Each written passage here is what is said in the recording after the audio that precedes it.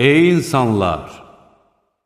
Sizi və sizdən öncəkiləri yaratmış Rəbbinizə ibadət edin ki, bəlkə Allahdan qorxasız. O, sizin üçün yer üzünü döşəmə, göyü isə tavan etdi.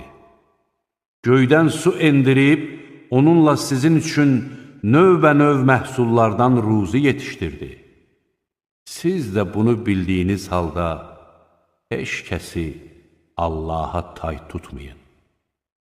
Əgər qulumuza nazil etdiyimizə şübhə edirsinizsə, onda ona bənzər bir surə gətirin və əgər doğru deyirsinizsə, Allahdan savayı bütün şahidlərinizi köməyə çağırın.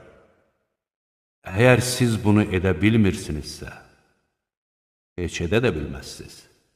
Onda yanacağı insanlardan və daşlardan olan kafirlər üçün hazırlanmış oddan çəkinin.